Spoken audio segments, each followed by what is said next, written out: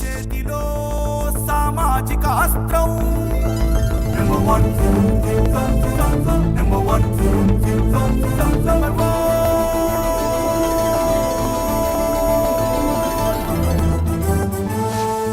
Number one. నమస్తే. సామాన్యుడి చేతిలో సామాజిక అస్త్రం నెంబర్ వన్ న్యూస్కి స్వాగతం. నేను రవీంద్ర. పవన్ కళ్యాణ్ ఇప్పుడు ఈ పేరు దేశ రాజకీయాల్లో ఒక వైబ్రేషన్, అంటే అది చెప్పక తప్పదు, ప్రతి ఒక్కరూ ఒప్పుకోక తప్పదు అనే చర్చ రాజకీయ వర్గాల్లో బాగా జరుగుతుంది. ఇప్పుడు ప్రధాని మోదీ స్వయంగా పవన్ కళ్యాణ్కు కాల్ చేసి ఢిల్లీ రావాలని చెప్పారట. ఇప్పుడు ఇది రాజకీయ వర్గాల్లో ఒక హాట్ టాపిక్గా మారింది. దానికి ప్రధానమైనటువంటి కారణం ఏంటంటే, ఏదైతే ఢిల్లీ అసెంబ్లీ ఎన్నికలకు సంబంధించి ఎన్డీఏ కూటమి తరపున పవన్ కళ్యాణ్ను ప్రచారం చేయాలి అని ఆహ్వానించారట. నిజంగా ఇది దేశ రాజకీయాల్లో ఒక కీలకమైనటువంటి పరిణామంగా మనం చూడాలి. ఎందుకనంటే మనం కొద్దిగా వెనక్కి వెళ్తే గనక తాజాగా జరిగినటువంటి మహారాష్ట్ర ఎన్నికల్లో జనసేనాని పవన్ కళ్యాణ్ ప్రచారం చేసినటువంటి దాదాపుగా అన్ని నియోజకవర్గాల్లో ఎన్డీఏ కూటమి అభ్యర్థులు విజయం సాధించారు. ఎక్కడైతే తెలుగువారు ఎక్కువగా నివసిస్తున్నారో ఆ ప్రాంతాలను టార్గెట్గా చేసుకుని పవన్ కళ్యాణ్ను అస్త్రంగా ఉపయోగించింది ప్రధానంగా భారతీయ జనతా పార్టీ. ఏదైతే ఒక సందర్భంలో ప్రధాని మోదీ పవన్ కళ్యాణ్ను ఉద్దేశించి రాజకీయ తుఫానుగా అభివర్ణించారు. తర్వాత ఆంధ్రప్రదేశ్ రాష్ట్ర ఎన్నికలకు సంబంధించి చూస్తే గనక ఎన్డీఏ కూటమి తెలుగుదేశం పార్టీ, జనసేన, భారతీయ జనతా పార్టీ ఈ మూడు పార్టీల కలయికతో వైఎస్ఆర్సీపీకి చెక్ పెట్టడం, ఘన విజయాన్ని సాధించింది కూటమి.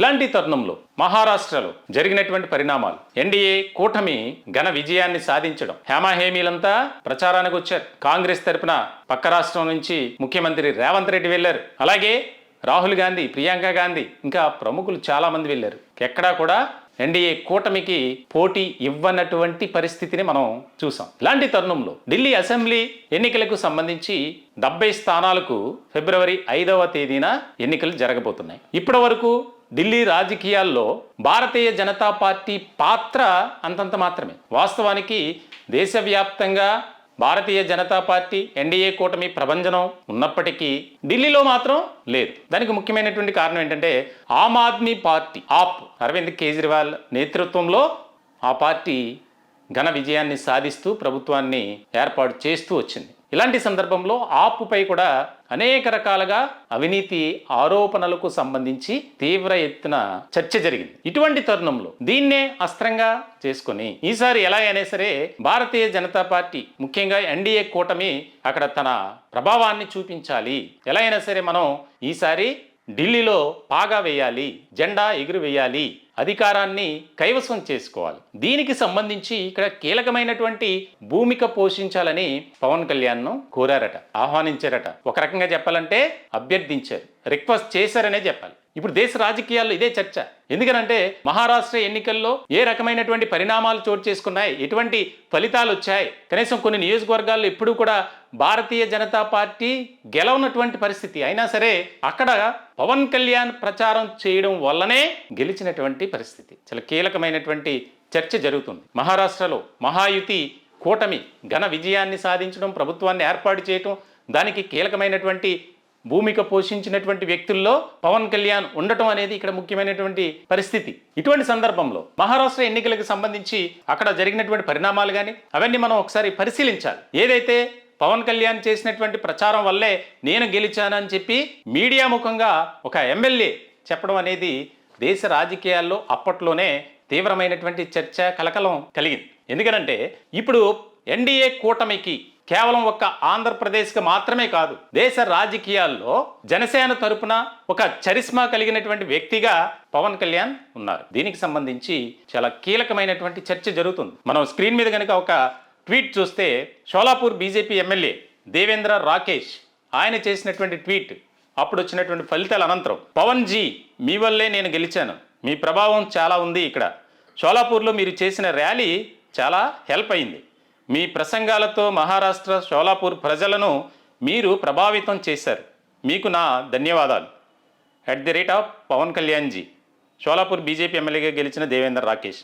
అంటే ఇక్కడ కేవలం ఆంధ్రప్రదేశ్ రాష్ట్ర రాజకీయాల్లోనే కాదు, దేశ రాజకీయాల్లో ఒక కీలకమైనటువంటి పాత్ర పోషిస్తున్నారు అని చెప్పడంలో ఎటువంటి అతిశయోక్తి లేదు. ఇదేది మేము కావాలని పవన్ కళ్యాణ్ గురించి గొప్పలు చెప్పడమో లేకపోతే మేము కావాలని చెప్పడం ప్రచారం చేయటం కాదు. ఇది ప్రతి చోట వినిపిస్తున్నటువంటి మాట. ఆయన ఏ రకమైనటువంటి రాజకీయాలు చేస్తారు, క్రమశిక్షణ కలిగినటువంటి రాజకీయాలు. జనసేన అంటేనే కేర్ ఆఫ్ అడ్రస్, డిసిప్లినరీ అనే దానికి ఒక ఉదాహరణగా మనం చెప్పుకోవాలి అనేది రాజకీయ వర్గాల్లో జరుగుతున్నటువంటి చర్చ. ఆంధ్రప్రదేశ్ ఎన్నికల్లో ముఖ్యంగా ఇటీవల జరిగినటువంటి ఎన్నికలకు సంబంధించినటువంటి కనుక మనం ఫలితాలు చూస్తే దేశ రాజకీయాల్లో ఏ పార్టీ సాధించినటువంటి ఘనత జనసేన సాధించింది. పోటీ చేసినటువంటి 21 స్థానాలు అసెంబ్లీ, 2 పార్లమెంటు స్థానాల్లో క్లీన్ స్వీప్ చేసినటువంటి చరిత్ర జనసేన. దాదాపుగా పార్లమెంటు ఎన్నికల్లో 56% పైగా ఓటింగ్ పర్సెంటేజ్ వచ్చినటువంటి పార్టీగా గుర్తింపు పొందింది. శాశ్వతమైనటువంటి గుర్తుగా గాజు గ్లాస్ కేటాయించింది కేంద్ర ఎన్నికల సంఘం. అంటే ఆయన ఏ రకమైనటువంటి ఆలోచన విధానంతో ముందుకు వెళ్తున్నారు, ఆయన చరిస్మా ఎంతవరకు పనిచేస్తుంది, ఆయన ఫాలోవర్స్ గాని అభిమానులు గాని అందరూ కూడా పవన్ కళ్యాణ్ అంటే ఒక దేవుడిగా కొలుస్తున్నారు, భావిస్తున్నారు అని చెప్పడంలో ఎటువంటి సందేహం లేదు. ఇటువంటి తరుణంలో స్వయంగా ప్రధాని మోదీ కాల్ చేసి ఢిల్లీ అసెంబ్లీ ఎన్నికలకు సంబంధించి మీరు కీలకమైనటువంటి పాత్ర పోషించాలని కోరడం అనేది ఇప్పుడు దేశ రాజకీయాల్లో అత్యంత ప్రాధాన్యత కలిగినటువంటి అంశంగా మారింది. దీనిపైనే ఒక చర్చ. ఎందుకంటే ఆంధ్రప్రదేశ్ రాజకీయాల్లో ఏ రకమైనటువంటి ప్రభావం చూపారో, ముఖ్యంగా జనసేన లేకపోతే కూటమి అధికారంలోకి వచ్చేది కాదు అనే సంగతి కూడా, దానిపై కూడా ఆసక్తికరమైనటువంటి చర్చ జరిగింది. మరి ఇటువంటి తరుణంలో ఢిల్లీ రాజకీయాలు ఏ రకమైనటువంటి మలుపు తిరుగుతాయి? మహారాష్ట్రలో ఏవైతే రిజల్ట్ వచ్చిందో ఢిల్లీలో కూడా 70 స్థానాల్లో మరి భారతీయ జనతా పార్టీ పాగా వేయాలి. ముఖ్యంగా ఏదైతే ఎన్డీఏ కూటమి అభ్యర్థులు ఉన్నారో ఆ అభ్యర్థులు గెలుపొందడానికి పవన్ కళ్యాణ్ ర్యాలీలు కానీ రోడ్ షోలు కానీ చాలా ఉపయోగకరంగా మారబోతున్నాయి అనేది మాత్రం రాజకీయ వర్గాల్లో చర్చ జరుగుతుంది. ఈ టాపిక్ పై మీ యొక్క విలువైనటువంటి అభిప్రాయాలు, సలహాలు, సూచనలు దయచేసి కామెంట్ రూపంలో తెలియజేయండి. మా ఛానల్ని సబ్స్క్రైబ్ చేసుకోండి. Thank you.